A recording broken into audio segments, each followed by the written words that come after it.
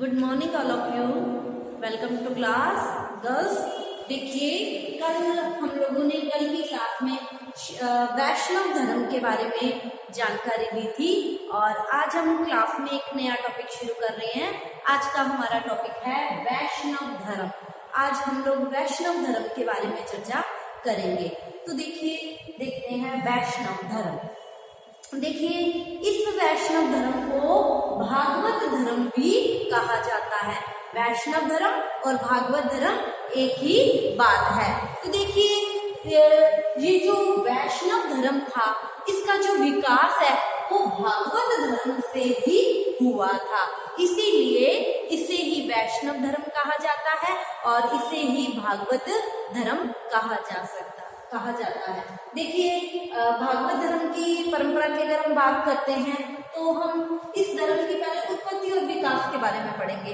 तो देखिए, जब हम इस धर्म की वैष्णव धर्म की उत्पत्ति और विकास के बारे में जानकारी लेते हैं तो हमें पता चलता है कि ये जो वैष्णव धर्म है, इसका जो विकास है वो भागवत धर्म से ही हुआ है। ठीक है। और इस धर्म के जो प्रवर्तक थे, वैष्णव धर्म या भागवत धर्म के जो प्रवर्तक थे वो कौन थे?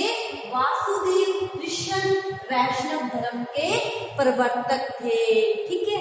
देखिए, इनके जो पिता थे, कृष्ण जी के जो पिता थे वो वासुदेव थे। ठीक है। वासुदेव के पुत्र होने के कारण इन्हें वासुदेव कृष्ण भी कहा जाता है।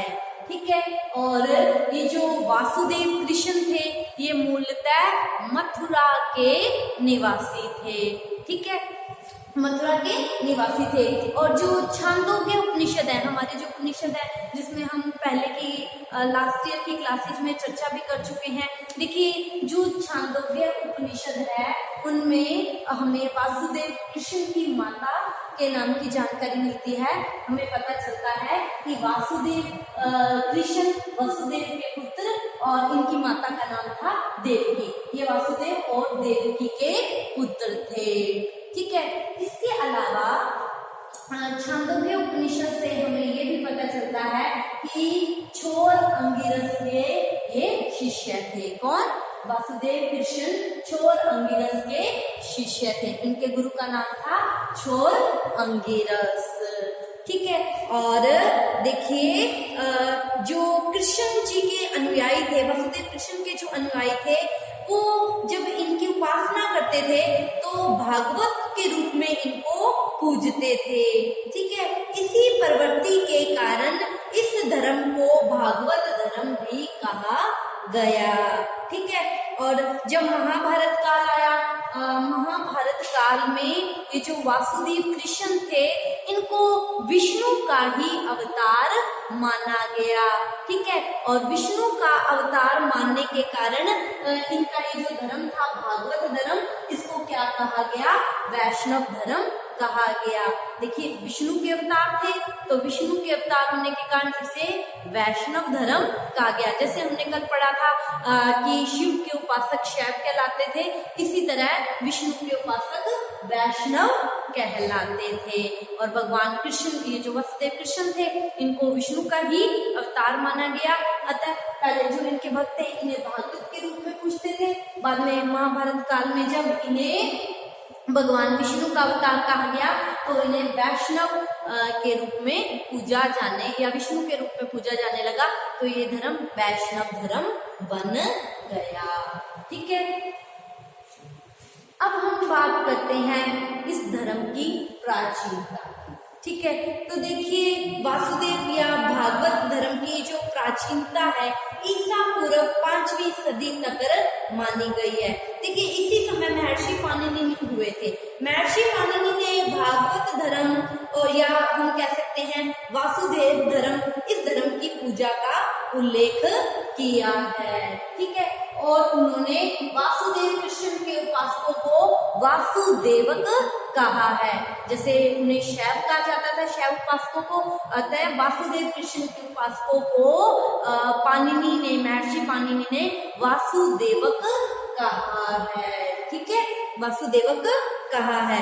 देखिए, प्रारंभ में जब ये धर्म चला था तब इसका जो प्रसार है वो मथुरा में था, फिर मथुरा के आसपास के इलाकों में होने लग गया, समीपवर्ती जो समीप के इलाके थे, और धीरे धीरे ये धर्म संपूर्ण भारत में फैल गया।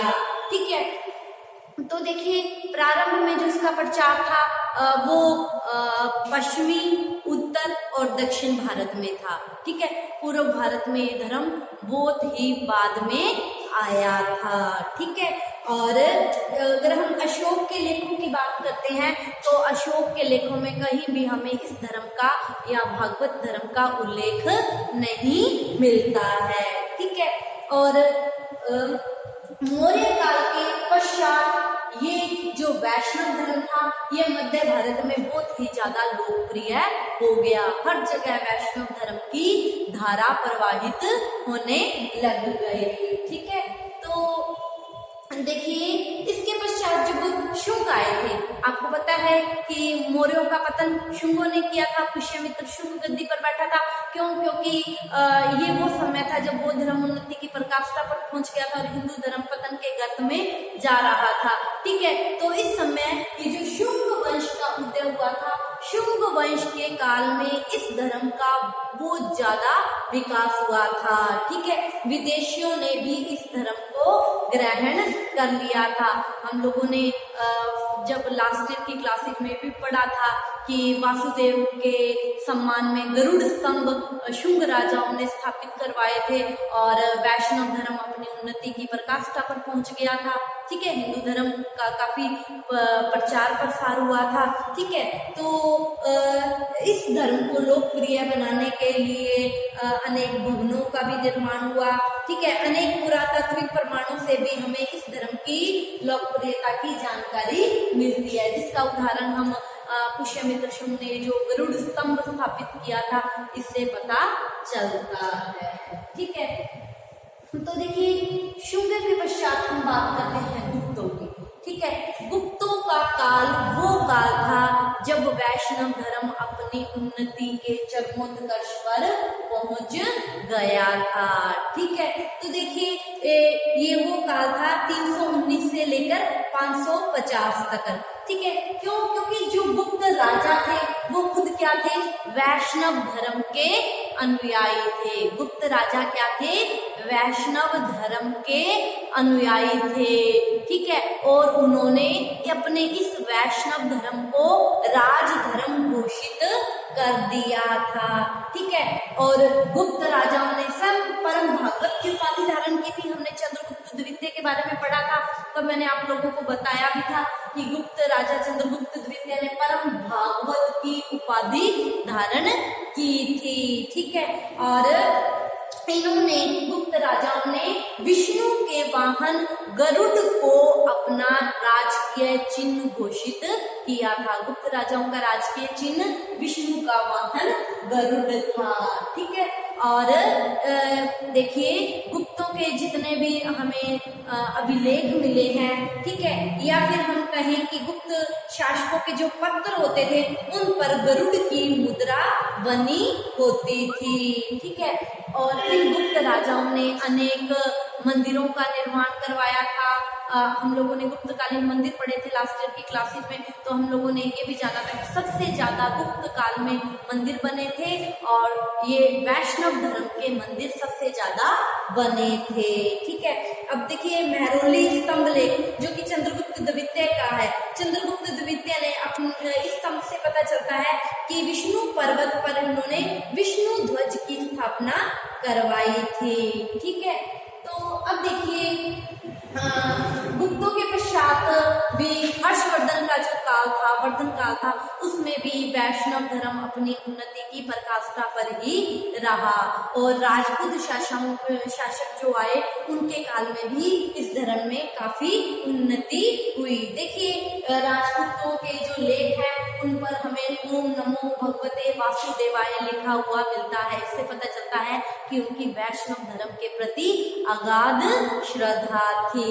ठीक है, और देखिए इन राजाओं ने भी अनेक विष्णु मूर्तियों का निर्माण करवाया। ठीक है, अब हम बात करते हैं तमिल प्रदेश की, दक्षिण की बात करते हैं। तो तमिल जो प्रदेश थे वहां पर अलवार संतों ने वैष्णव भक्ति को लोकप्रिय बना दिया था। ठीक है, अलवार का अर्थ होता है ज्ञानी। ठीक है, तो अब हम बात करते हैं चोल राजाओं की। तो चोल राजाओं ने भी वैष्णव धर्म के प्रचार में काफी योगदान दिया और ये काम उनके आचार्यों के द्वारा किया गया, जो तमिल और संस्कृत दोनों भाषाओं के ज्ञाता थे और उन्होंने इन दोनों भाषाओं में वैष्णव धर्म के सिद्धांतों का प्रचार प्रसार किया। ठीक है, तो आगे हम और भी पढ़ेंगे, वैष्णव भक्ति के बारे में भी पढ़ेंगे, कल की क्लास में पढ़ेंगे। आज की क्लास के लिए इतना ही, आप इसका स्क्रीनशॉट ले लीजिए। Thank you all of you.